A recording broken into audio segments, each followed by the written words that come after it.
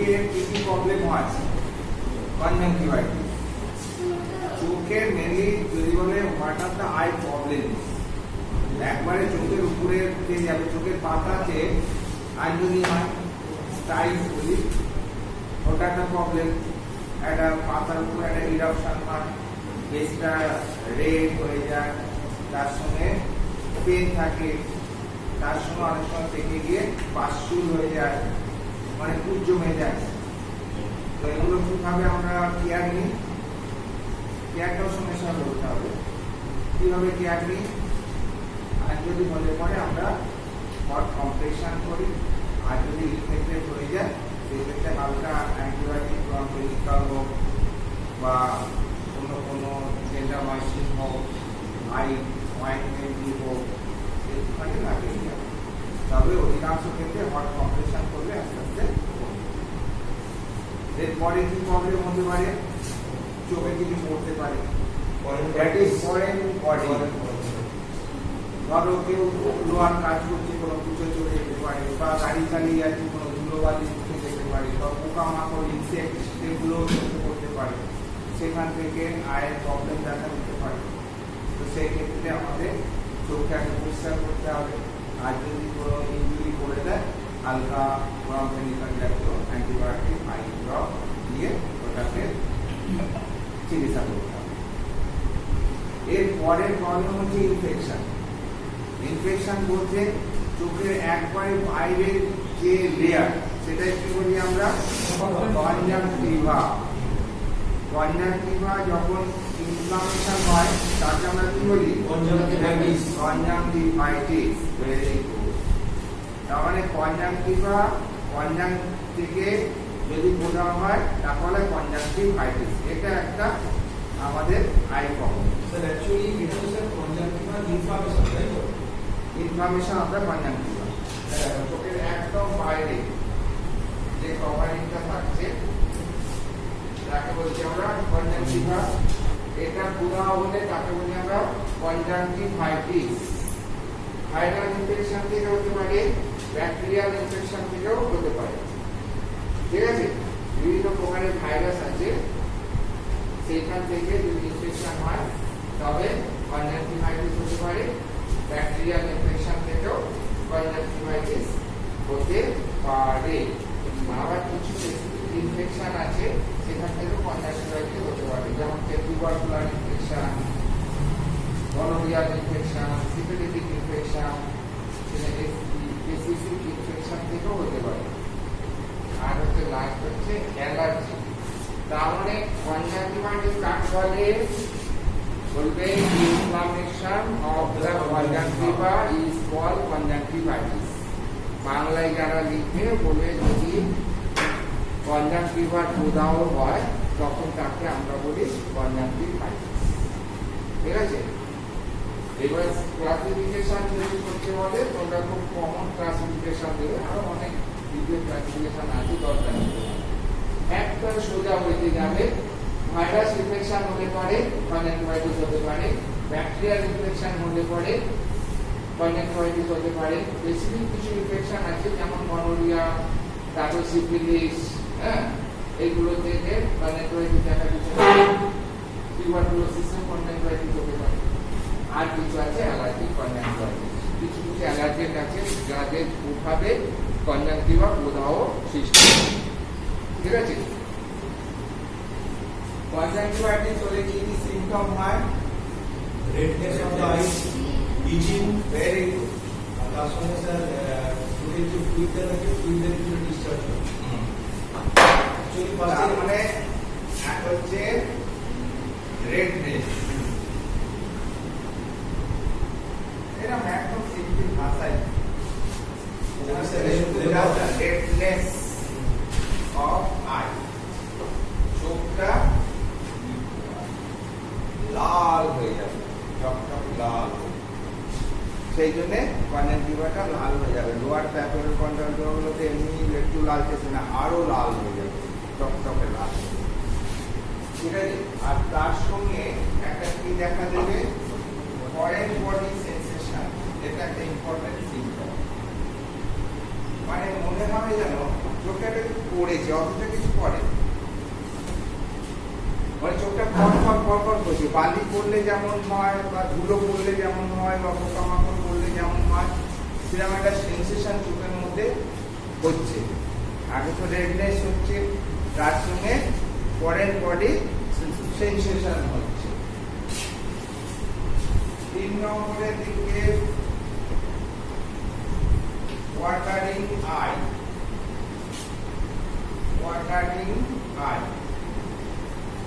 চোখ দিয়ে প্রচুর জল পড়ছে।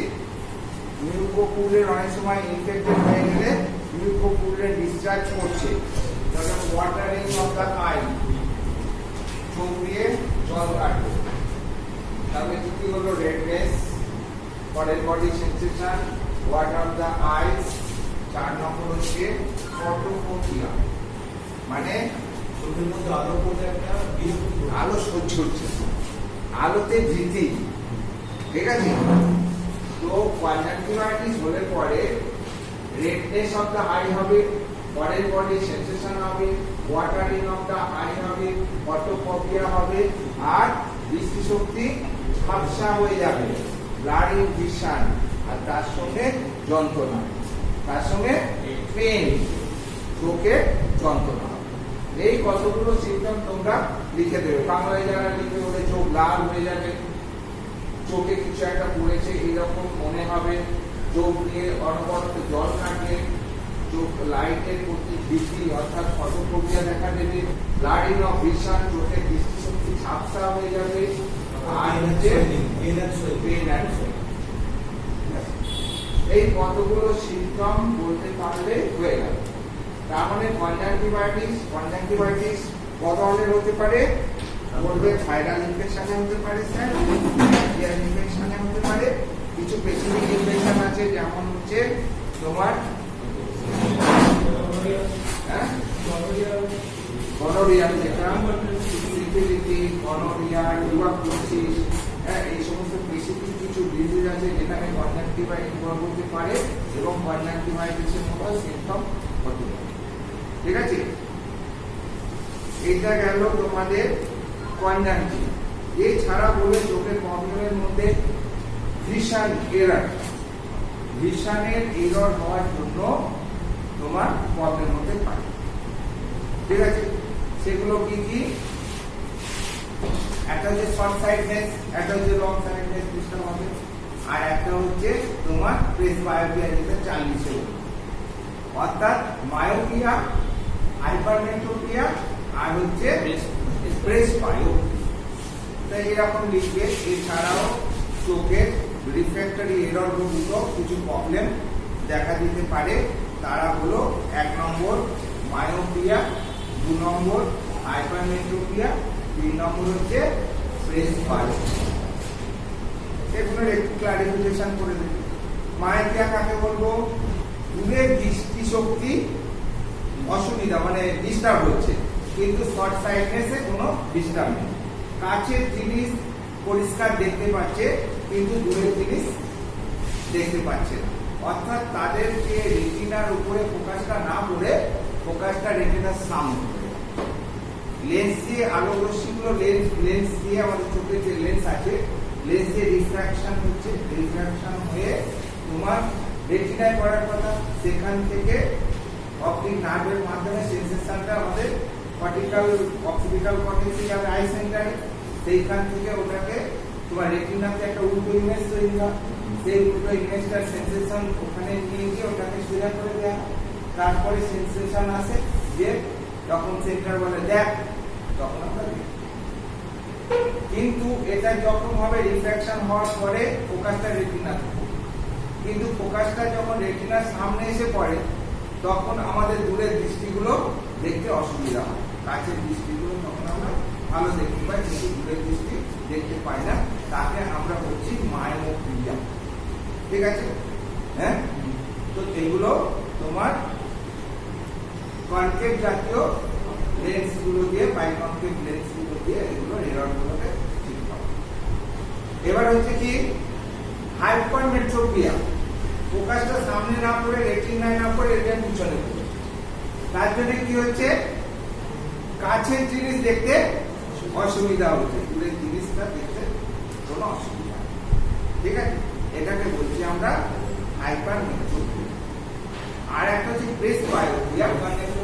শর্ট সাইডে প্রবলেম হয়, তাই তো? হ্যাঁ, শর্ট সাইডে প্রবলেম হচ্ছে, লং ডিস্টেন্সের এটা টেস্টটা আমরা দেখতে হবে। জাস্ট অপোজিট অফ মায়োপিয়া হচ্ছে হাইপার মেট্রোপিয়া।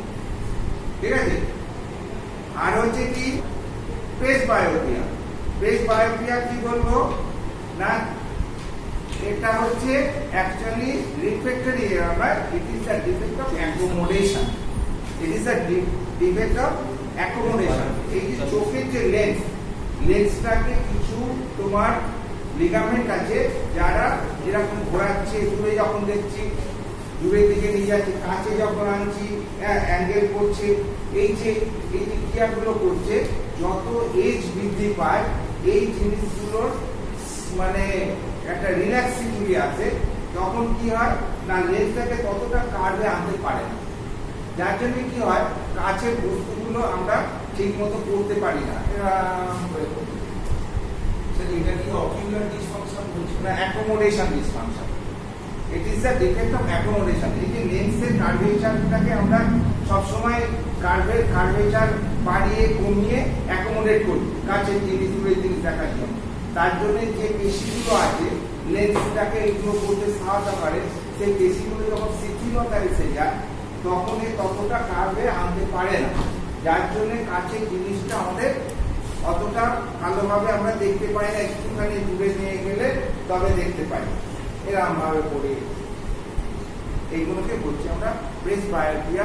এই রোগটা সাধারণত 40 বছরের ঊর্ধ্বে ঘটে বলে বা 40 বছরের পরে এটা দেখা দেয় বলে এর নাম হচ্ছে চার্লিসের রোগ।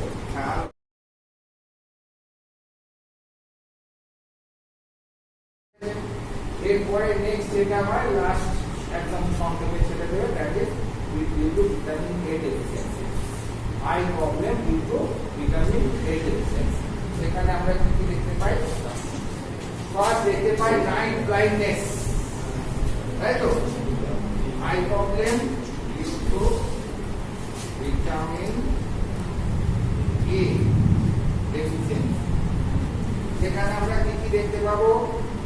এক নম্বর হচ্ছে নাইট ব্লাইন্ডনেস, অর্থাৎ ভিটামিন এর অভাবের জন্য রোডোপ্সিন সিনথেসিসে ডিফেক্ট দেখা দেয়, তার জন্য রাত্রিরে দৃষ্টিশক্তি নষ্ট হয়ে যায়।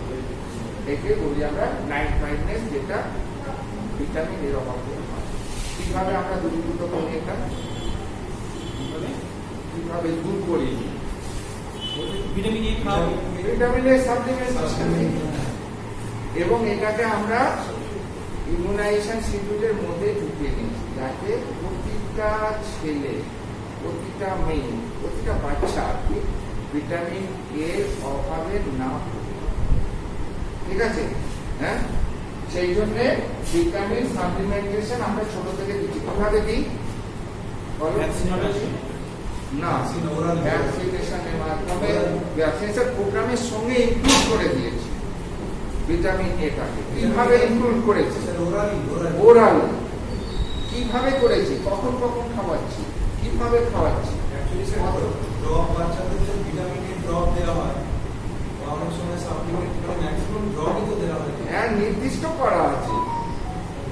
ড্রপ তো তুমি থেকে গোটা পোলিও খাওয়ানো, দো বুন জিন্দেগি কা পোলিও খাওয়াচ্ছি না আমরা, পোলিওতে আমরা ড্রপ খাওয়াচ্ছি। ভিটামিনে আমরা বলি তেল খাওয়ানো। যারা এখানে সাব সেন্টার গুলো বাচ্চা নিয়ে যায় তারা জানবে, প্রতিটা মা জানবে বাচ্চাকে তেল খাওয়ানো বলি এটাকে, কলোকুয়ালি। অ্যাকচুয়ালি ভিটামিন এ অয়েল খাওয়ানো। ডোজটা কত? 1 ml অয়েলের মধ্যে 1 লাখ ইন্টারন্যাশনাল ইউনিট ভিটামিন আছে। ঠিক আছে, এক বছর 1 ml কত আছে? 1 ml আছে 1 lakh international unit, 1 lakh IU. যখন আমরা 1 বছরের নিচে বাচ্চাকে ডোজ দিচ্ছি তখন আমরা 1 লাখ ইন্টারন্যাশনাল ইউনিট দেবো। 1 বছরের ঊর্ধ্বে যখন ডোজ দেবো আমরা তখন 2 লাখ ইন্টারন্যাশনাল ইউনিট দেবো। অর্থাৎ 2 ml খাও। প্রথমবারেরটা আমরা 1 ml খাওয়াই বাচ্চাকে। কখন খাওয়াই? যখন আমাদের বাচ্চাকে আমরা মিজিলসের এগেনস্টে ইনজেকশন দিই, ভ্যাকসিন দিই। মিজিলস জানো তো?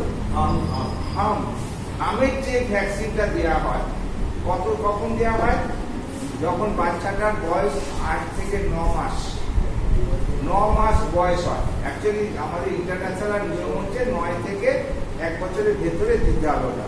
তো আমরা ওটা শিডিউলের মধ্যে 9 মান্থে ঢুকিয়ে দিয়েছি, কারণ 9 মাসে মিসেলসের ভ্যাকসিন দেওয়া হবে আর তার সঙ্গে ভিটামিন এ অয়েল খাইয়ে দেওয়া হবে। বোঝা গেল? 2 বছরের বাচ্চা 1 বছরের ঊর্ধ্বে 2 ml। এর পরের ডোজটা কি?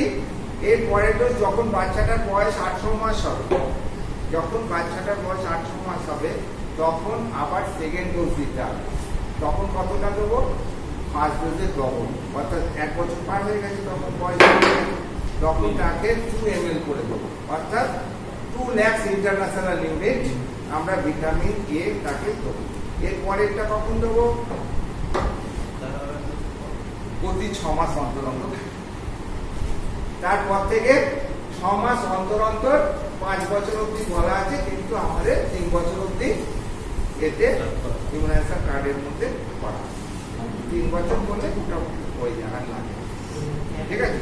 তার মানে আমরা ভিটামিন এ ডেফিসিয়েন্সি ছোটবেলা থেকে পূরণ করে দিতে পারছি। ঠিক আছে? আর কি রোগ হয় ভিটামিন এর অভাবে?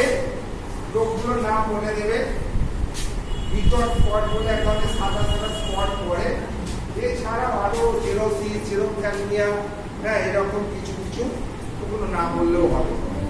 ঠিক আছে? তো আমরা আই প্রবলেমগুলো সম্বন্ধে জেনে গেলাম, তাই তো? আই প্রবলেমগুলো সম্বন্ধে জেনে গেলাম।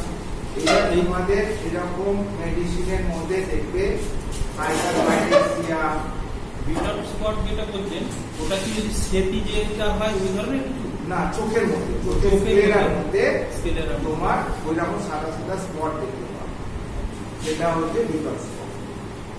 এছাড়াও dryness of the eye, that is xerosis. Xerosis বলা হয়, চোখটা শুকনো শুকনো হয়ে যায়, চোখে জলের অভাব দেখা যায়, ল্যাক্রিমাল ডাকগুলো বন্ধ হয়ে যায়, তার জন্য ঠিক মতো আয়ের ডিসচার্জ হয় না, ফলে চোখটা শুকনো শুকনো মনে হয়, তাকে আমরা বলি জেরোসিস। এটাও ভিটামিন এর অভাবে জেরোসিস। XCROSIS।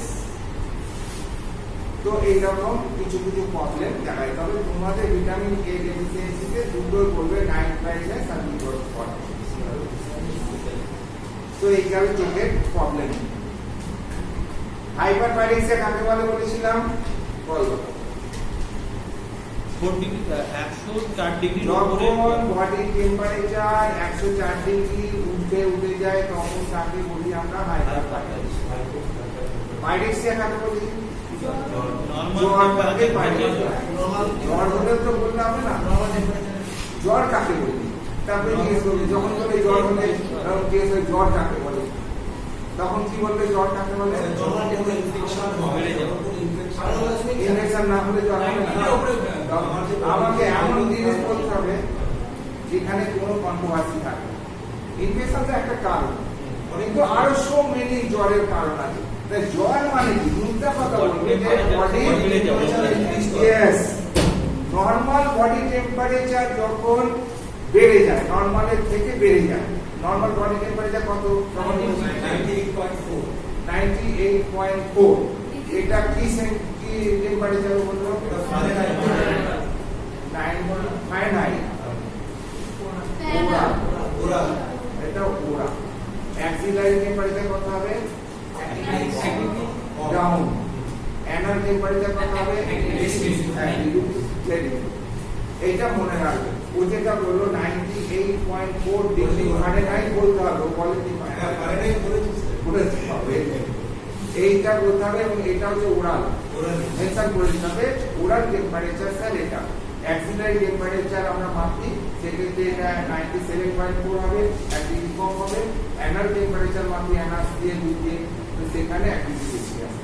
ওরালের পর যেটা বলি সাবক্লাভিয়ান বলছে, অ্যাক্সিলা অ্যাক্সিলা ওর তো মানে সাবক্লাভিয়ান মানে না আন্ডার সাবক্লাভিয়ান কেন হবে অ্যাক্সিলাই হবে মানে আন্ডার আর্ম তাই তো আপনারা তুমি যেটা বলছো ক্ল্যাভিকেল ক্ল্যাভিকেল কাকে বলে কোনটা ক্ল্যাভিকেল ক্লাভিকেল সব পিছনে না হ্যাঁ এইটাকে আবার ক্লাভিকল এই তো স্ক্যাপুলাস এটা ক্লাভিকল অ্যানাটমি জ্ঞান ঠিক রাখতে হবে এই যে আমি হাত দিচ্ছি দ্যাট ইজ ক্ল্যাভিকেল ক্লাভিকল এর কমন নেম হচ্ছে কলার বোন কারণ এই যে জমাট কলারটা এখানে যাচ্ছে বলে এর নাম দেওয়া হচ্ছে কলার বোন কিন্তু এর নাম হচ্ছে ক্ল্যাভিকেল আর পিছনে যে ত্রিকোণাকার যে হাতটা আছে স্ক্যাপুলা হ্যাঁ সাব ক্ল্যাভিকুলার জোন মানে হচ্ছে ক্ল্যাভিকেলের নিচে এখানে তুমি থার্মোমিটার বসাতে পারবে না আমি সেটা আন্ডার এইটা হচ্ছে অ্যাক্সিলা কব আর্মের নিচে ঠিক আছে এইখান দিয়ে একটা আটারি পাস করে এগুলো অ্যাক্সিলারি আটারি ওই ঘুরে এসে ব্রেকিয়াল আটারি হয়ে যায় ব্রেকিয়াল আটারি হাতে এসে দুটো ভাগে ভাগ হয়ে যায় একটা রেডিয়াল একটা আলনা রেডিয়াল আটারির কি গুরুত্ব এইগুলোই তো কোশ্চেন Yes, very good.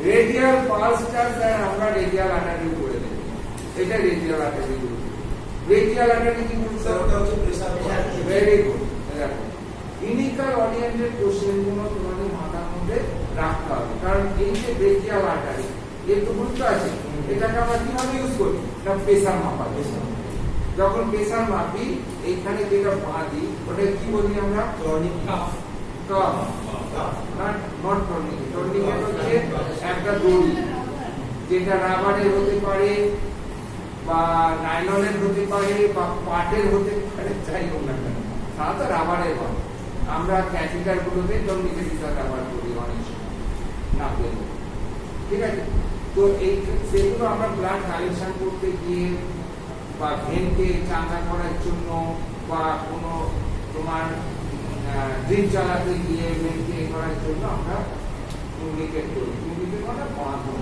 আর কিছু না কিন্তু এখানে ভেনগুলোকে সব অফ করে দিচ্ছি ভেনগুলোকে যদি অফ করে দিই এখানে ভেনাস ইনভলভমেন্ট হবে রক্ত জমে যাবে তখন ভেনগুলো ফুলে উঠবে তাই ভালোভাবে দেখতে পাবো তখন আমি সুচটা ঠিক মতো বেরাতে পারবো এই হচ্ছে উদ্দেশ্য প্রেসার মাপার জন্য আমরা এখানে কাপ ইউজ করি কাপ হচ্ছে একটা কাপড়ের ব্যাগ যার মধ্যে একটা রাবার ব্যাগ জোড়া থাকে আর এই রাবার ব্যাগের সঙ্গে দুটো নল জোড়া থাকে নলগুলো বেরিয়ে আসে একটা নল মার্কারি ন্যানোমিটারে ঢোকানো থাকে আর একটা থাকে হ্যান্ড কাপড় এবার যদি সেটা অ্যালিনয়েড হয় তবে মার্কারি ন্যানোমিটারের জায়গায় একটা স্প্রিং বেস থাকে বুঝতে পেরেছো তো এটা হচ্ছে ম্যানুয়াল ডিগ্রি মেশিন যেটা আমরা বলছি অর্থাৎ এটাকে আমরা অ্যানিলয়েড স্পিগমোম্যানোমিটার বলি অ্যানিলয়েড স্পিগমোম্যানোমিটার মার্কারি স্পিগমোম্যানোমিটার যার মধ্যে বোঝা থাকে ঠিক আছে এবং প্রেসারটা আমরা ল্যাটারাল বাইরে থেকে একটা প্রেসার ক্রিয়েট করে ওটাকে প্যারালালি মাপি যে কতটা ভেতরে প্রেসার আছে ফিজিক্সের থিওরি অ্যাপ্লাই করি একটা মলের মধ্যে দিয়ে যখন একটা লিকুইড যাচ্ছে সেটা ল্যাটারালি মানে 90 ডিগ্রি অ্যাঙ্গেলে ওয়ালে যে প্রেসার ক্রিয়েট করতে যাবে মেশিন দেবে তো দমকলের মেশিন পাইপগুলো ফুলতে থাকে যে দমকলটা চালাবে জল যাবে গোল হয়ে ফুলতে চলে যাবে পুরো গোল হয়ে যাবে আমার মোটরটা কম হয়ে গেলে এতক্ষণ বলছিল কেন ফ্লো ছিল যে ফ্লো অফ হয়ে গেল বন্ধ হয়ে গেল দেখো বন্ধ এই যে একটা প্রেসারটা দিচ্ছিল প্রবাহের সময় সেই যেহেতু প্রবাহ হচ্ছে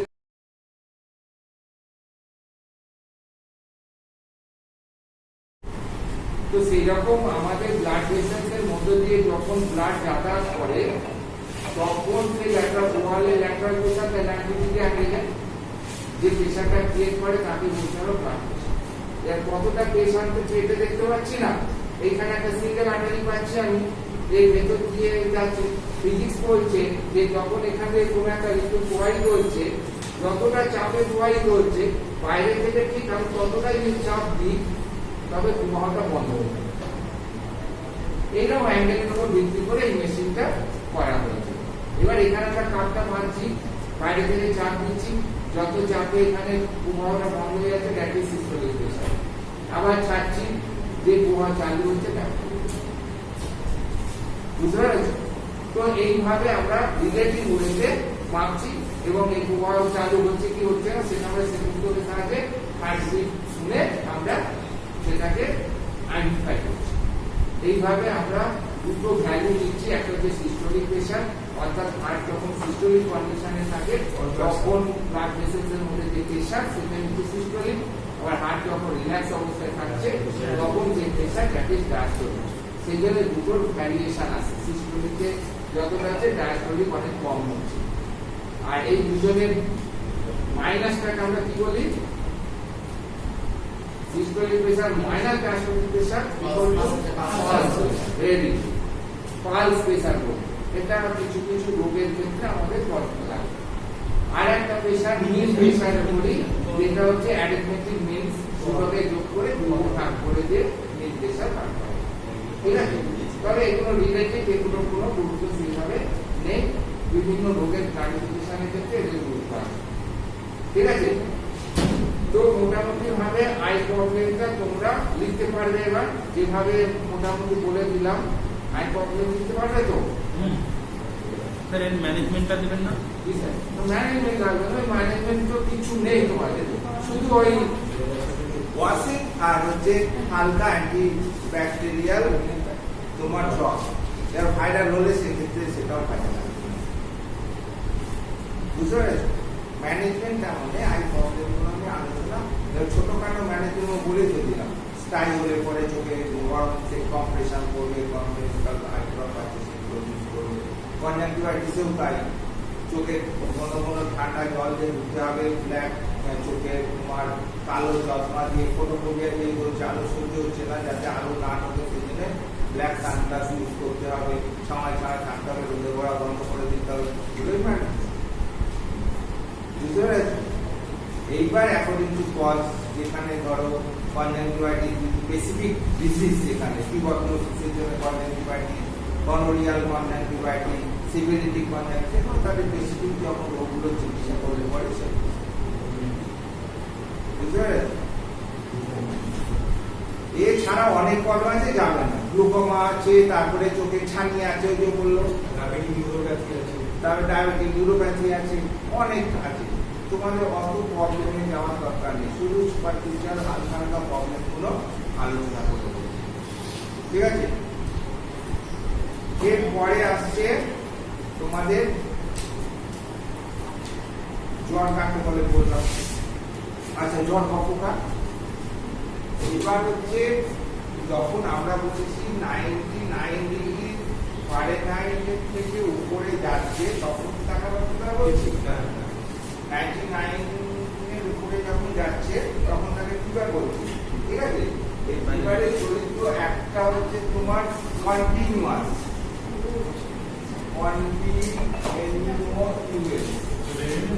দু নম্বর হচ্ছে রেমিটেন্ট, REMITTENT, 3 নম্বর হচ্ছে ইন্টারমিটেন্ট, INTERMITTENT, ইন্টারমিটেন্ট। নাম শুনেন? বলে নাম শুনেছি।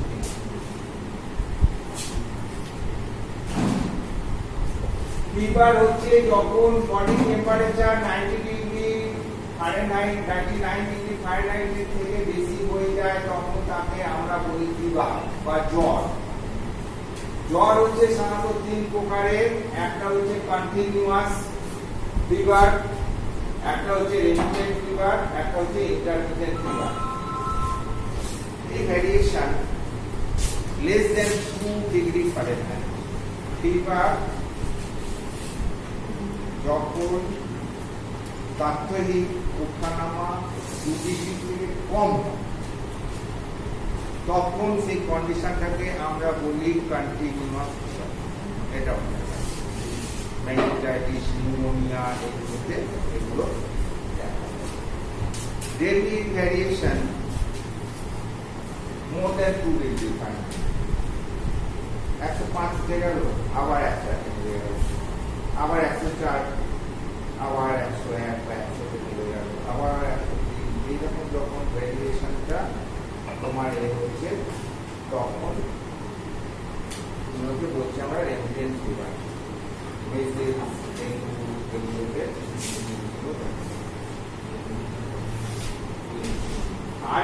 হচ্ছে যেটা, এটাতে কি হচ্ছে কন্টিনিউয়াস আর এমিটেন্টে জ্বর এলে জ্বর কিন্তু একবারে ছেড়ে যায় না, জ্বর থেকেই যায়, ঠিক আছে।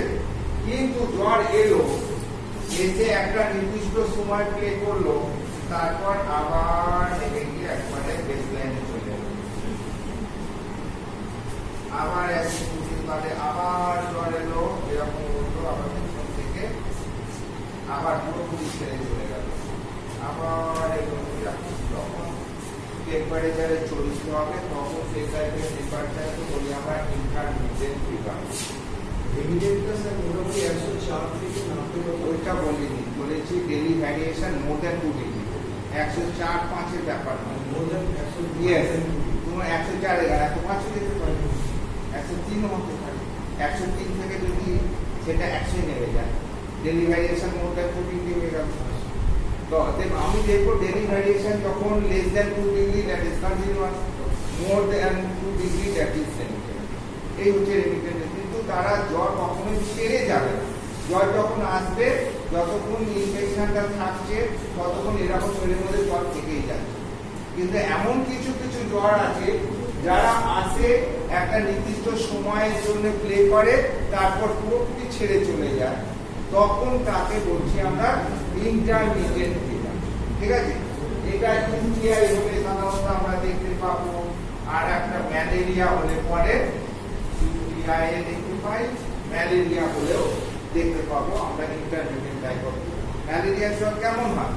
কাঁপুনি দিয়ে আসে, কিছুক্ষণ থাকে, তারপর ঘাম দিয়ে ছেড়ে যায়, তাই তো ম্যালেরিয়া জ্বর বলেছিলাম। হ্যাঁ, আমার মুখগুলো পুরো শুনে গেল, এই বোধক শুনছে। ম্যালেরিয়া জীবাণু নাম্বার প্লাজমোডিয়াম গ্রুপ, 4 ধরনের জীবাণু আছে, প্লাজমোডিয়াম ভাইরাস বলেছে, আর ইনফ্যালসিভেরাম, ঠিক আছে, ম্যালেরি, হ্যাঁ, তারপর ওভার, ভেরি প্রায় 4 প্রকারের প্রজাতি আছে, তার মধ্যে খুব কমন ভ্যারাইটি হচ্ছে ভাইভ্যাক্স, আর সবচেয়ে ডেঞ্জারাস হচ্ছে ক্যালসিফেরাম, যেটা ম্যালিগনেন্ট ম্যালেরিয়া বা সেরিব্রাল ম্যালেরিয়া করে, সেরিব্রামকে এফেক্ট করে দেয়। যত ম্যালেরিয়াতে মারা যায় ম্যাক্সিমাম ক্যালসিফেরামই মারা যায়, ঠিক আছে। ম্যালেরিয়ার রোগের ঔষধ কি বলেছিলাম? একটাই পড়িয়েছি, বলো, ক্লোরোকুইন। এসব আগের দিন পড়িয়েছি, কিচ্ছু পড়ে না, আগের দিন তো লিখেছি ক্লোরোকুইন। ডোজ বলো, অ্যাডাল্টের ডোজ বলো ক্লোরোকুইন, এই পড়ে গেছে, খাতায় উঠে গেছে, পড়ে গেছে তো 500 mg একবার করে, তারপরে 2 দিন পর থেকে উল্টো পারে। অ্যাডাল্ট বলেছি, প্রথমে স্ট্যাট বলেছি 1 গ্রাম, শুরুই করতে হবে 1 গ্রাম, অর্থাৎ 250 mg যদি ট্যাবলেট আমার কাছে থাকে, 4টে ট্যাবলেট একসাথে খাইয়ে দিতে হবে এখন, তার 6 ঘন্টা পরে তার অর্ধেক ডোজ, মানে 500 mg, তারপরে 500 mg করে পার ডে একটু আরো 2 দিন, এই বলেছিলাম তো। তার মানে 1 গ্রাম হচ্ছে স্ট্যাট দিতে হবে, শুরুতে শুরু করতে হবে, তার 6 ঘন্টা বাদে 500 mg দিতে হবে, তারপরে দিন থেকে সকালে 250 mg, বিকালে 250 mg, মানে 500 mg পার ডে দিয়ে দিতে হবে, ঠিক আছে। এইটা আরেকবার একটু বলবেন? কোনটা বলবো? ক্লোরোকুইন বলেছি তো, ওদের লিখে আমি এর আগের দিন আমরা ওদের লিখে সব লেখা আছে, দেখবে ক্লোরোকুইন এখন ডিটেলস লেখানো আছে, কিন্তু রকম সাদা একটা ঔষধ যেটা ম্যালেরিয়ার ক্ষেত্রে ব্যবহার করা হয়, 4 প্রকারের জীবাণুকে এটা ধ্বংস করতে পারে বলেছিলাম। প্লাজমোডিয়াম ভাইভ্যাক্স প্যাকেটে লিখে দিতে বললাম, ডাইভ্যাক্স, ম্যালেরি, কোভারিন, লেপো, কটা হালকা হালকা কটা ওষুধ লিখে দেবো। 500 mg টা স্যার কদিন বললেন? 2 দিন। ঠিক বলেছি, দেখো পড় না, আগের দিন বললাম না কি লিখেছি বলো না, আমি ফার্স্ট ডে যেটা বললেন 1 গ্রাম, তারপর না না, আগের দিনে কি রোজ লিখেছি এই পড়তো, আগে রবিবারই তো লিখেছি,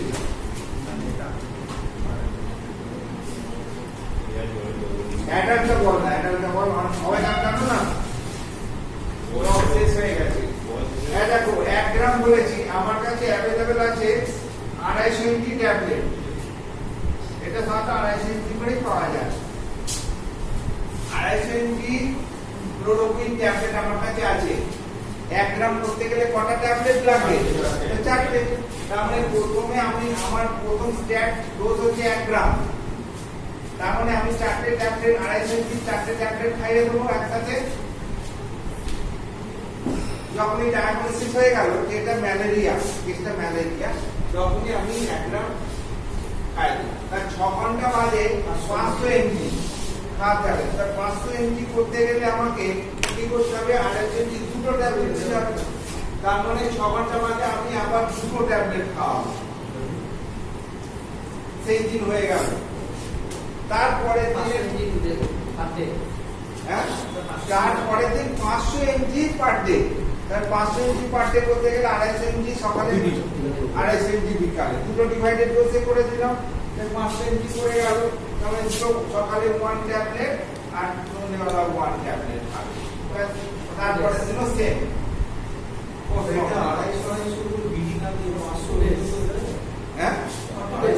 আমরা সাধারণত অভিজ্ঞতাতে দেখা গেছে দিকে দিকে কাজটা ভালো হয়। ক্লোরোসেনামাইড, হ্যাঁ, তোমার অ্যালার্জেন, অ্যালার্জেন, অ্যালার্জেন, যেমন খাদ্যবস্তু, perfume, chemical, plastic, drug, leather, এরকম দু একটা উদাহরণ দিয়ে দাও। অ্যালার্জেন, যেগুলো দিয়ে অ্যালার্জি হয়, ধুলো, বালি, পোলেন,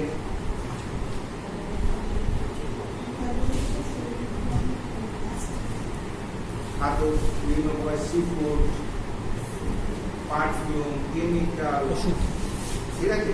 এইরকম বিভিন্ন প্রকার অ্যালার্জেনের জন্য আমাদের শরীরে অ্যালার্জিক রিয়াকশন দেখা দেয়।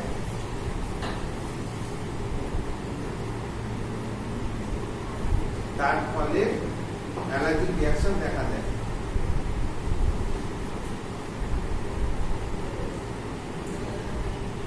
তার ফলে চুলকানি শুরু হয়,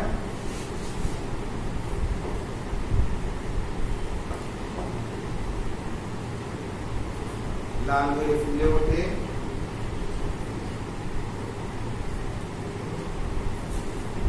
কোনো কোনো ক্ষেত্রে নাক দিয়ে চোখ দিয়ে জল পড়ে, হাঁচি হয়,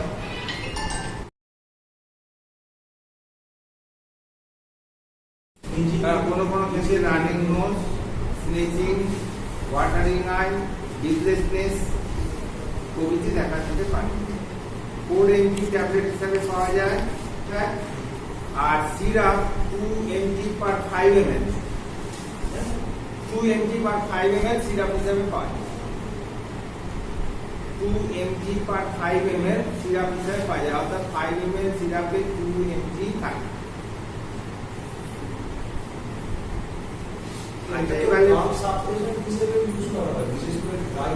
বললাম তো অ্যালার্জিক কাপ, বলেই তো দিলাম অ্যালার্জিক কাপ। অত দূরে যেও না, তোমরা অনেক উঁচু দরে চিকিৎসা বলছো, এখানে অত উঁচু দরে চিকিৎসা নয় এই কোর্সটা। তোমরা এগুলো তো এখন সিঙ্গেল ব্যবহার হয় কোনোদিন তো ব্যবহার কেন? কিন্তু আমাকে পরীক্ষা দিতে হবে, সিঙ্গেলই দিতে হবে। অ্যান্টিবায়োটিক ফার্স্ট ডোজের সঙ্গে কেন তো কাপ সিরাপের সঙ্গে মিশ্রিত অবস্থায় থাকে, কম্বিনেশনে থাকে, সেটা তো তুমি তোমার বাড়িতে করবে, এখানে না। এখানে এখানে সিঙ্গেল এজেন্ট গুলো নিয়ে পড়াশোনা হচ্ছে আমার। এই সিঙ্গেল এজেন্ট গুলো দেখো ওখানে যাই থাক না কেন ওই 4 এমজি ডোজেই পাবে, 4 এমজি ডোজেই পাবে, ঠিক আছে? আচ্ছা, এখানে আমাকে সিঙ্গেলই করতে হবে, এখানে ক্লারিফাই করতে হবে। ইয়েস, এখানে আমার তো মেন হচ্ছে আমি এইসব যে করছি এগুলো যে করবো তার তো কোনো কথা নেই, কিন্তু এখানে পাস করতে হবে, তো সেটা করতে হবে, সেই আইডিয়া। এবার বুঝুন। আচ্ছা, 4 এমজি যদি বলে এই ওষুধটি কিভাবে পাওয়া যায়, তখন সোজা কথা বলে স্যার 4 এমজি ট্যাবলেট হিসাবে পাওয়া যায় আর 2 এমজি পার 5 ml সিরাপ হিসাবে পাওয়া যায়, বলতে পারবে না? তবে এইবার কতটা ডোজে দেওয়া হবে, একদিকে লেখো এজ আর একদিকে লেখো ডোজ, একদিকে লেখো এজ একদিকে লেখো ডোজ। আন্ডার 1 ইয়ার, 1 বছরের নিচে 1 mg করে দিনে 3 বার, ঠিক আছে? আচ্ছা, 1 থেকে 5 বছরের 1.5 mg করে 3 বার,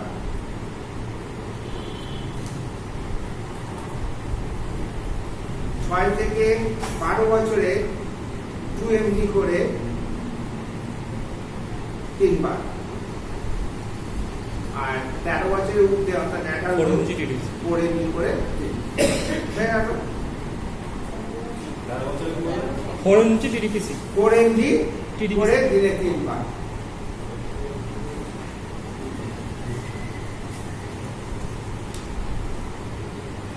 এবার সাইড এফেক্ট কি কি দেখা দিতে পারে, ওষুধটা খাওয়ার ফলে কি কি হতে পারে?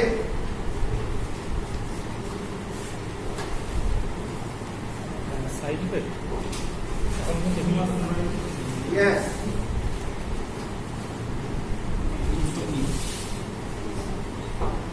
Sleepiness, mental dullness, আর dryness of mouth, এই তিনটে সাইড এফেক্ট দেখা যেতে পারে। ঘুম ঘুম ভাব, মানে ঘুম ঘুম ভাব আসতে পারে। মেন্টাল ডালনেস, চিন্তা শক্তি হয়ে যাওয়া, মেন্টাল ডালনেস আছে। আর ড্রাইনেস অফ মাউথ, মুখ শুকিয়ে যাওয়া, শুকিয়ে যাওয়া, ঠিক আছে? আচ্ছা, কি কি সাবধানতা অবলম্বন করতে হবে, প্রিকশন কি কি নিতে হবে, এই ওষুধ চলাকালীন কি কি প্রিকশন নিতে হবে?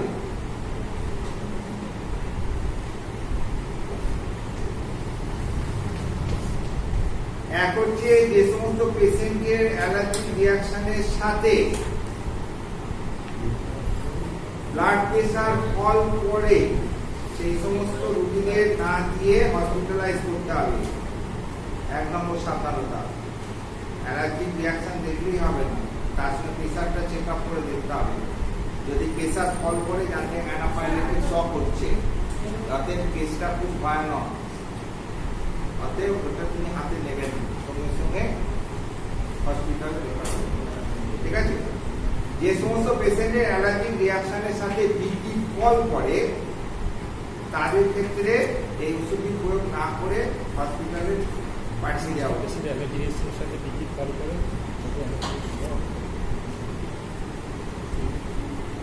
অ্যালার্জি থেকে এক ধরনের শক হয়, তাকে বলে অ্যানাফাইলেকটিক শক। সেটা আরো অনেক ব্যাপার স্যাপার আছে, অত জানার দরকার নেই। শুধু এইটুকু বলবে যে অ্যালার্জি পেশেন্টের যদি ব্লাড প্রেসারটা ফল করে, তুমি যেটুকু বুঝবে সেটাই বলবে, তাদের জানবে ওটা ভয়।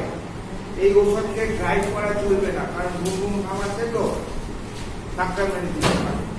এই ওষুধ খেয়ে গাড়ি চালানো উচিত নয়। লেখো 2 নম্বর, গাড়ি চালানো বা কোনো মেশিন যন্ত্রপাতি চালানো উচিত নয়। আর এই ঔষধ চলাকালীন অ্যালকোহল বা ওই জাতীয় কোনো মদ্যপান বা নেশা করা উচিত নয়। অ্যালকোহল খাওয়া উচিত নয়, এই ওষুধ চলাকালীন অ্যালকোহল চলবে না।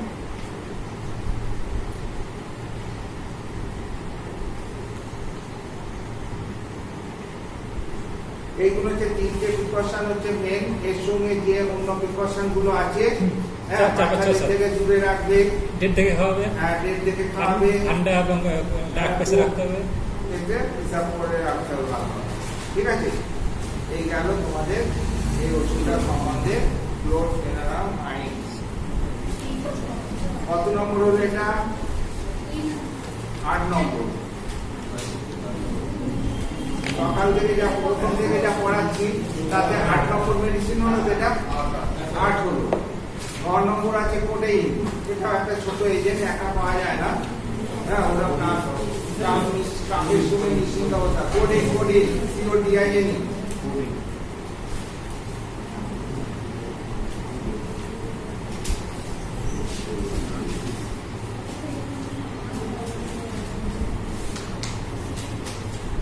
ইয়া ড্রাই ইরিটেটিং কাফ কে রিলিভ করতে পারে কোডিন। ড্রাই ইরিটেটিং কাফ কে সাপ্রেস করতে পারে।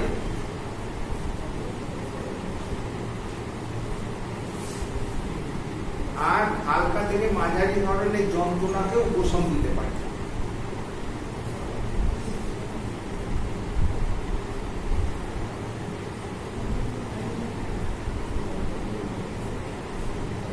তার মানে কিসে কিসে ব্যবহার করবে? হ্যাঁ হ্যাঁ না বলছি তো, হালকা থেকে মাঝারি ধরনের যন্ত্রণা উপশম দিতে।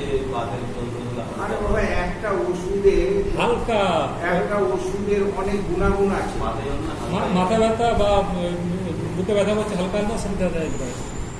আমার কথা বুঝতেই পারলেন, একটা যখন আমরা এজেন্ট নিয়ে আলোচনা করছি না, সেই এজেন্টের অনেক গুণাগুণ আছে। তুমি তো ঘাটে ব্যথা গাঁটু ব্যথা তো আরো এর থেকে আরো ভালো ভালো ভালো ওষুধ পেয়ে যাবে। তুমি কেন চাই করে দিতে যাবে? এটা চলেই না। সে চলুক না চলুক, এই এজেন্টটা তোমাকে তো করতে হবে। এই এজেন্টটার কি কি গুণাগুণ আছে জানতে হবে। চলুক না চলুক, সব এমন কোনো ক্ষেত্র আছে সেখানে তোমার লাভ করতে পারবে। বলো ব্যান্ড হয়ে গেছে হ্যাঁ, এই প্রোডাক্টটা অন্য প্রসঙ্গে চলে যাচ্ছে, কন্টিনিউ অন্য প্রয়োজনে চলে যাবে, দরকার নেই। আচ্ছা, তার মানে যদি বলে এটা কখন ব্যবহার করবে, 1 নম্বরে লেখো ড্রাই ইরিটেটিং কাফের ক্ষেত্রে ব্যবহার করব। আর 2 নম্বর বলে মাইল্ড টু মডারেট যন্ত্রণার ক্ষেত্রে, যন্ত্রণা আরামদায়ক ক্ষেত্রে ব্যবহার করব। ব্যাস, এই দুটো কথা বলে দেব। কিভাবে পাওয়া যায়? 15 এমজি ট্যাবলেট হিসেবে পাওয়া যায়। আর সিরাপ 15 এমজি পার 5 ml সিরাপ হিসেবে পাওয়া যায়। পার 5 ml সিরাপ হিসেবে পাওয়া যায়। 1 ml করে সিরাপ দিনে 3 বার দিতে হবে। হয়েছে?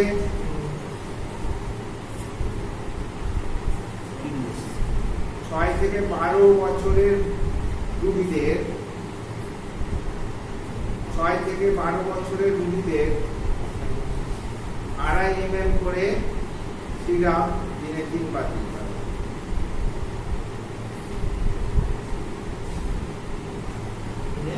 তিনবার।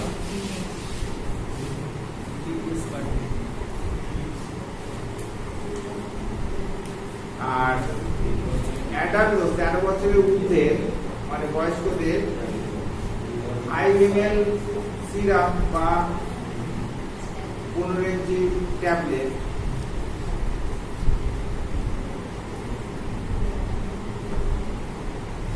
দিনে 3 বার।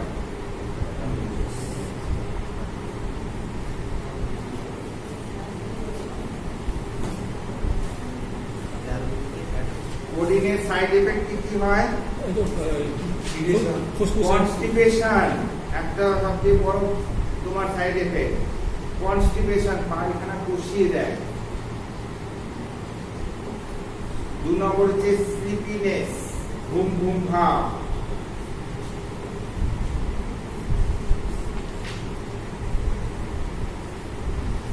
3 নম্বর হচ্ছে বয়স্কদের পেচ্ছাপে অসুবিধা, difficulty in passing urine, specially in old people. পেশাব কি বেড়ে যায়? ইউরিনেশন করতে ডিফিকাল্টি আছে, বেড়ে যায় না।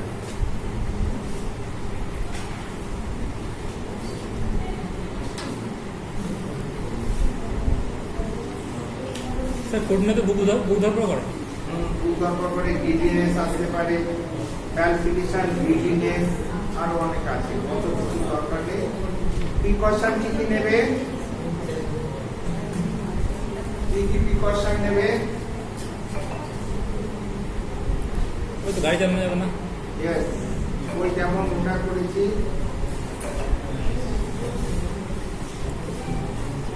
এটা সাধারণত টেম্পোরারি রিলিফ দেয়, যেটা বেশি দিন ইউজ করা উচিত নয়। এটা সাময়িক উপশম প্রদান করে, তাই বেশি দিন এটা ব্যবহার করা উচিত নয়। 1 নম্বর প্রিকশন।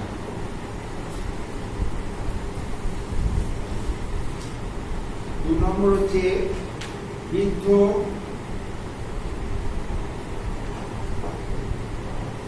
বা বয়স্ক লোকেদের আর কি, বয়স্ক লোকেদের এবং প্রেগনেন্সিতে এটি ব্যবহার করা উচিত নয়।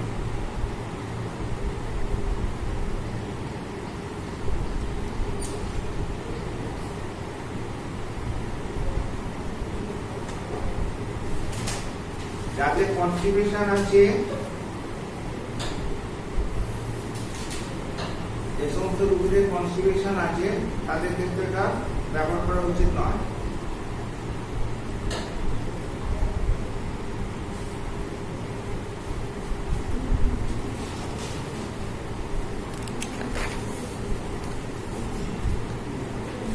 এই ওষুধটিকে ড্রাইভ করা বা মেশিন চালানো উচিত নয়।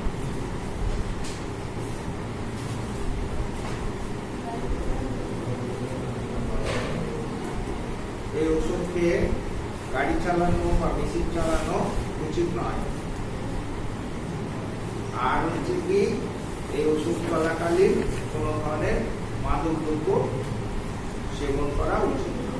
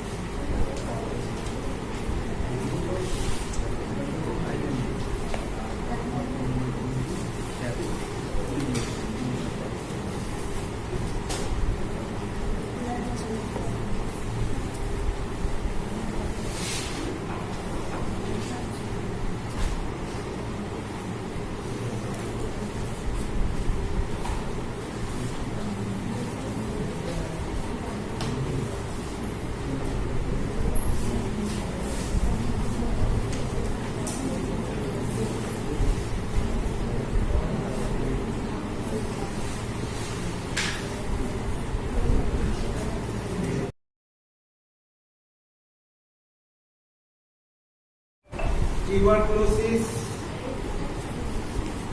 একটা রোগ, এটা আমরা বুঝি, কমনলি এটাকে আমরা টিবি বলি। অ্যাকচুয়ালি যে জীবাণু দ্বারা এই রোগটা হয় সেই জীবাণুটার নাম হচ্ছে না মাইক্রোব্যাকটেরিয়াম টিউবারকুলোসিস। মাইক্রোব্যাকটেরিয়াম টিউবারকুলোসিস, ঠিক আছে। এটা এক ধরনের রড শেপের, এটা রড শেপের এক ধরনের ব্যাকটেরিয়া, ঠিক আছে।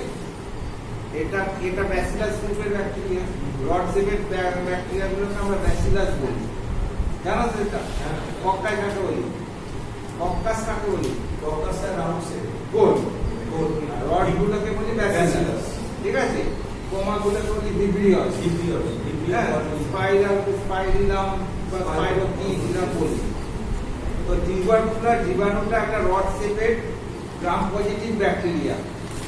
অ্যাসিড ফাস ব্যাকটেরিয়াও বলি আমরা, কেন না অ্যাসিডে এটা মানে ধুলে পরে এরা পারসিস্ট করতে পারে এদের বডি ওয়াল, ঠিক আছে। অর্থাৎ স্টাইলগুলোকে ধুয়ে ফেলে দেয়, যার জন্যে এদের যখন আমরা স্লাইড প্রিপারেশন করার পর দেখি এদের লাল লাল রেড ডট হিসাবে আমরা মাইক্রোস্কোপে দেখতে পাই, ঠিক আছে। তো ওটা যাই হোক না কেন, ওগুলো প্যাথোলজি ব্যাপার। তোমাদের যেটা মুদ্রা জানার, এই জীবাণুটা কিভাবে শরীরে প্রবেশ করে, শরীরে প্রবেশ করে কোথায় কোথায় বাসা বেঁধে কি কি ধরনের সাইন সিম্পটমসের তৈরি করে, ঠিক আছে। এইবার এটার মানে কিরম ধরনের আমাদের সাইন সিম্পটম হয়ে গেল, এরপরে ইনভেস্টিগেশন কেমন হবে আর চিকিৎসা। এই তো একটা জিনিসের আইডিয়া, আমরা একটা রোগ সম্বন্ধে এই আইডিয়া করি অ্যাজ এ ডক্টর। তো আমরা জানি এই জীবাণুটা বায়ু বাহিত রোগের মধ্যে পড়ে। টিউবারকুলোসিস বায়ু বাহিত, অর্থাৎ একটা ইনফেক্টেড রোগীর হাঁচি কাশি মাধ্যমে, এটা বায়ুর মাধ্যমে জীবাণুগুলো সুস্থ মানুষের ছড়িয়ে পড়বে। জীবাণুটা যখনই কোথা দিয়ে আমার শরীরে পোর্টাল টু এন্ট্রি বলি আমরা, নাক ঢুকে ওরা প্রথমে কাকে এফেক্ট করে? আপার রেসপিরেটরি ট্র্যাক্ট, তারপরে লোয়ার রেসপিরেটরি। কারণ আপার রেসপিরেটরি তো খাদ্য পাবে না, ওদের খাদ্য চাই, ঠিক আছে? ওদের প্রিয় খাদ্য কি বলেছিলাম? Spongy parenchyma. তো আমাদের শরীরের মধ্যে তো অনেক অর্গান আছে, তার মধ্যে স্পঞ্জি প্যারেনকাইমা কোন অর্গানে আছে? লাংসে। সেই জন্য ওরা আগে প্রথমে কোথায় বাসা বাঁধে? বুঝেছো? রেসপিরেটরি ট্র্যাক্টে প্রবেশ করে ওরা লাংসে গিয়ে বাসা বাঁধে এবং ওই প্যারেনকাইমা সেলগুলোকে খায়, আস্তে আস্তে এরা মাল্টিপ্লিকেশন করে। খাওয়ার জন্য কি হয় না, লাংসের মধ্যে ক্যাভিটি সৃষ্টি হয়, তাকে আমরা বলি টিউবারকুলার ক্যাভিটি, যেটা ইনসেক্রেটের মধ্যে দেখা যায়। বুঝা গেল? এর সঙ্গে শরীরের মধ্যে কিছু সাইন সিমটমসে প্রকাশ করে। কি কি সাইন সিমটম? না জ্বর, ফার্স্ট হচ্ছে ফিভার। ফিভারের চরিত্রটা কেমন? না hectic rise of temperature. Hectic rise কাকে বলে? সন্ধ্যেবেলা আসে, সারা রাত প্লে করে, ভোরবেলা সকালবেলা ঘাম দিয়ে ছেড়ে, ঠিক আছে? তাকে বলা হয় হেক্টিক রাইজ। সন্ধ্যেবেলা যত হয় হেক্টিক রাইজ বলা হয়। টিউবারকুলার ফিভার হচ্ছে লো গ্রেড ফিভার, খুব বেশি হাই হয় না, ঠিক আছে? সারা রাত ধরে থাকে, গা হাতে যন্ত্রণা হয়, অস্বস্তি হয়, তারপরে জ্বরটা সকালবেলা ছেড়ে যায়। একটা টেম্পারেচার, এবং এই টেম্পারেচার অন্যান্য ফিভারে যেমন প্যারাসিটামল খেয়ে বা অ্যান্টিপাইরেটিক ওষুধগুলো খেয়ে ভালো হয়ে যায়, এই টেম্পারেচার অ্যান্টিপাইরেটিক ওষুধে রেসপন্স করে না, ঠিক আছে? 1 নম্বর। 2 নম্বর কি? জ্বরের সঙ্গে তার কাশি থাকবে, ঠিক আছে? এবং কাশির সঙ্গে স্পুটাম থাকবে, আর স্পুটামের সঙ্গে রক্ত ব্লাডের স্টিক থাকতে পারে। এবং এই কাশি সিম্পল কাফ সিরাপ দিয়ে ভালো হয়। বুঝা গেল? আর কি? জ্বর, কাশি, ওয়েট লস, অর্থাৎ দুটিটা আগে বেশ টানা টানা ছিল, এই কদিন ধরে আস্তে আস্তে জীর্ণ শীর্ণ হতে শুরু করেছে, অর্থাৎ আস্তে আস্তে শরীর ভেঙে যাচ্ছে, যার জন্য তার ওয়েট লস হচ্ছে। এরকম যদি কোনো রোগীর মধ্যে আমরা যদি দেখি 15 দিনের রোগী এরকম জ্বর হচ্ছে, যেটা অ্যান্টিবায়োটিক মেডিসিন দিয়ে কমেনি, 15 দিনের রোগীর কাশি হচ্ছে, স্টিপিং কাফ সিরাপ দিয়েও এটা কমেনি, আস্তে আস্তে তোমার ওজনটা কমে আসছে, হ্যাঁ, এইরকম যখন সিমটমগুলো দেখবো, শরীর আসলে দুর্বল হয়ে যাচ্ছে, কাজে অনিয়া আসছে, হ্যাঁ, সবসময় ঝিমাচ্ছে, তো এইরকম যখন দেখবো তখন আমাদের মনে সন্দেহ হবে অ্যান্টিবায়োটিক হয়নি তো। সেই জন্য আমরা কি করবো? ইনভেস্টিগেশন। টিউবারকুলোসিসের ইনভেস্টিগেশনে কি করবো না, এরকম আমি একটা চেস্ট আগে প্রথমে স্পুটাম দেবো, স্পুটাম পরে এপি, 3 নম্বরে আমি এক্সরে দেবো, এক্সরে চেস্ট, তারপরে 3 নম্বরে দেবো আমি routine examination of blood, mainly ইএসআরটা আমি দেখবো। এতে ব্লাডের রিপোর্টে ইএসআরটা বেড়ে যায় আর লিউকোসাইটোসিস দেখা যায়, অর্থাৎ লিউকোসাইট কাউন্টগুলো একটু ইনক্রিজ করে, ঠিক আছে? আর স্পুটামে কি দেখবো? এএনটি পজিটিভ দেখবো, অর্থাৎ অ্যাসিড বা ব্যাসিলিক স্পুটামের মধ্যে ওষুধটা আমরা পাবো। আর যে এক্সরেতে টিউবারকুলার ক্যাভিটি দেখবো, এটা দেখে আমরা কনফার্ম হয়ে যাবো it is the case of tuberculosis. Bacilli AFB, AFB লিখে দাও, তুমি যখন দেশ লিখবে, লিখবে স্পুটাম পরে এএফবি, ঠিক আছে? তারপরে লিখবে চেস্ট এক্সরে, পিআর লেখা, তারপরে লিখবে ব্লাড ফর সিসি, এসআর, ঠিক আছে? তো এখানে দেখবে এসআরটা হাই হবে, টোটাল কাউন্টের মধ্যে লিউকোসাইটোসিস দেখা দেবে, মানে ডাব্লিউবিসি টোটাল কাউন্টটা বৃদ্ধি পাবে, এসআরটা হাই হবে। এই দুটো সিগনিফিকেন্ট ব্লাডের মধ্যে আমরা পাই। এক্সরেতে চেস্টে তোমার চেস্টের লাংসের ক্যাভিটি দেখতে পাওয়া যাবে, লাংসের মধ্যে টিউবারকুলার ক্যাভিটি, আর তোমার অ্যাসিড বা ব্যাসিলিক স্পুটামে এএফবি পজিটিভ থাকে। হ্যাঁ, এই তিনটে থাকলে আরেকবার করতে হবে। যখন আমি কনফার্মলি দেখছি একবারে নাও আসতে পারে, দ্বিতীয়বার আসতে পারে। ঠিক আছে, এই টিউবারগুলো যেগুলো একটা রোগ সম্বন্ধে এইরকমই সবসময় জানবে কি কারণ হয়, কিভাবে রোগের কি কি ফিচার্স আমাদের মধ্যে দেখা দেয়, কিভাবে আমরা ডায়াগনোসিস করবো আর কিভাবে এই তো কথা প্রতিটা রোগের দিকটাই। কিন্তু তোমাদের এখানে তো রোগ বেশি দেয়নি, ম্যাক্সিমাম সিমটম দেয়। ব্রিথলেসনেস হাজার রোগে দেখতে পাই আমরা। ব্রিথলেসনেস মানে রেসপিরেটরি ডিফিকাল্টি। রেসপিরেটরি ডিফিকাল্টি কি কি কারণে হচ্ছে সেটাকে আমাদের ফাইন্ড আউট করতে হবে, সেই অনুযায়ী আমরা প্রপার চিকিৎসা করব। হেমারেজ, হেমারেজ কোনো একটা রোগ হয়, হেমারেজ মানে রক্তপাত, অনেক রোগেরই হতে পারে। কেটে গিয়ে হতে পারে। এবার বিভিন্ন জায়গাতে হেমারেজ হতে পারে, কেটে গিয়েও হেমারেজ হতে পারে, অ্যাক্সিডেন্ট হলেও হেমারেজ হতে পারে, অর্শ হলে পরেও হেমারেজ হতে পারে, মেনোরেঞ্জিয়া হলেও হেমারেজ হতে পারে, হিমোফিসিস হলে পরেও হেমারেজ হতে পারে, মেলিনা হলেও হেমারেজ হতে পারে। তো হেমারেজের তো কোনো নেই, বাউন্ডারি নেই। যে কোনো জায়গায়, যে কোনো নাক দিয়ে, মুখ দিয়ে হোক, চোখ দিয়ে হোক, সর্বোচ্চ জায়গাতে রক্তপাত ঘটাকেই আমরা হেমারেজ বলি। বুঝতে পেরেছি? এবার তোমাদের কতটা বলতে হবে সেইটা তোমার এখানে হেমারেজের উপরে একটা বলে দেবো। যেমন আমি বললাম যে আই প্রবলেমগুলোর উপরে এই জিনিসগুলো তোমরা মনে রাখো, ঠিক হবে ছোটখাটো প্রবলেম। যেমন ইয়ার প্রবলেম আছে, ইয়ার প্রবলেমগুলো আমাদের চোখের, আমাদের কানে কি কি প্রবলেম দেখি। কানে প্রথম প্রবলেম যে কানের বিনার মধ্যে অ্যাক্সেস হতে পারে, ফুসফুসি বেরোতে পারে, ঘাগো হতে পারে, প্ল্যান্ট করতে পারে। তারপরে আমি একটু ভেতরে গেলে কানের মধ্যে হোল জমতে পারে, যেটা খুব কমন ওয়াক্স যেটাকে বলি। তার আরো ভেতরে গেলে মেমব্রেনের প্রবলেম হতে পারে, টিম্পানিক মেমব্রেনের মধ্যে। ঠিক আছে, তো তোমরা এই অবধি থাকবে আর ভেতরে তো এরকম সিম্পল উপর কিছু কমপ্লেন নিয়ে ইয়ার কমপ্লেক্স বলে একটা নোট তৈরি করবো। স্যার টিভির ক্ষেত্রে, স্যার টিভির ক্ষেত্রে কারক চয়েস, হ্যাঁ টিভির ক্ষেত্রে কারক চয়েস ওটা তোমাদের নেই যদিও, তবে ডট ট্রিটমেন্ট আছে, ডাইরেক্ট অবজার্ভ ট্রিটমেন্ট।